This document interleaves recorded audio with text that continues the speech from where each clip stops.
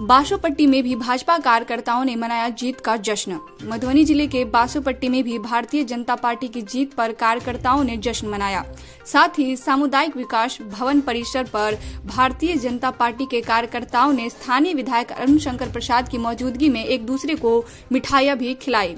बता दें कि जैसे ही 3 राज्यों में भाजपा की बढ़त की खबर सामने आई, बीजेपी के कार्यकर्ताओं के चेहरे पर रौनक दिखने लगी, जिसका इजहार इन लोगों ने आतिशबाजी के साथ किया।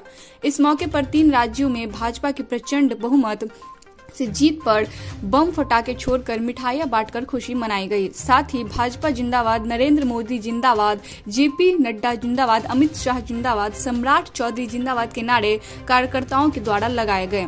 इस मौके पर विधायक अरुण शंकर प्रसाद ने बताया कि प्रधानमंत्री नरेंद्र मोदी का जादू फिर से चला। यही कारण है कि राजस्थान, मध्य प्रदेश तथा छत्तीसगढ़ में भाजपा सरकार बना रही है। उन्होंने बताया कि भाजपा की जीत प्रधानमंत्री मोदी की गारंटी की जीत है और इस जीत ने साबित कर दिया कि देश की जनता विकास में विश्वास करती है।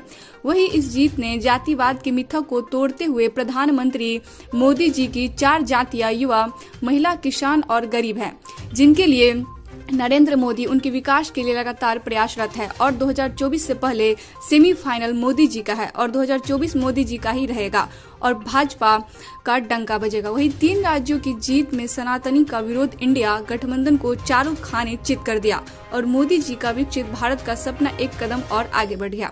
इस मौके पर विधायक अरुण शंकर प्रसाद, जिला परिषद विनोद प्रसाद, प्रखंड अध्यक्ष संजय ठाकुर, हरिश्चंद्र शर्मा, संजय महतो, बबलू शाह, राजा सिंह, आशीष कुमार, दीपक कुमार पासवान, पवन पांडे, कन्हैया शर्मा, राजन कुमार, जीवच मंडल, रोशन कुमार शाह, जितेंद्र ठाकुर, पूर्व अध्यक्ष सत्येंद्र सिंह मौजूद रहे।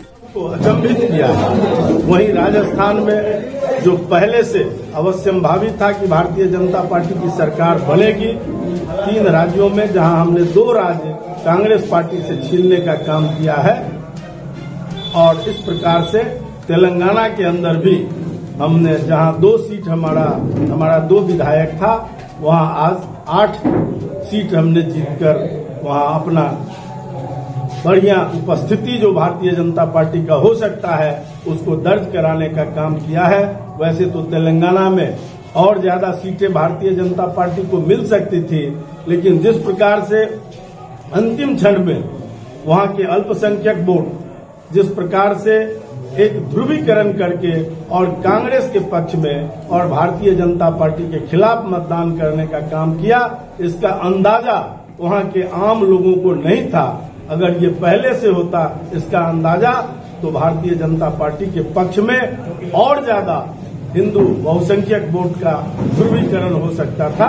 लेकिन ये आगे आने वाले चुनाव में वहां हम अधिकाधिक सीट जीतने में सफल इसलिए होंगे कि जब वहां मुस्लिम ध्रुवीकरण हुआ है कांग्रेस के पक्ष में, तो हिंदू समाज भी जो बहुसंख्यक समाज है उसका ध्रुवीकरण भारतीय जनता पार्टी के पक्ष में होना तय है। और इस प्रकार से आज देश के अंदर एक ऐसा माहौल बना है जिसके कारण भारतीय जनता पार्टी की सरकार और भारत के यशस्वी प्रधानमंत्री को फिर से तीसरी बार प्रधानमंत्री बनने से दुनिया की कोई ताकत अब रोक नहीं सकता है। भारतीय जनता पार्टी 2024 में भी लोकसभा चुनाव में जीत दर्ज करेगी और बिहार भी हम 2025 में जीत कर भारतीय जनता पार्टी की अपनी सरकार अपने बलबूते पर बनाने का काम करेंगे।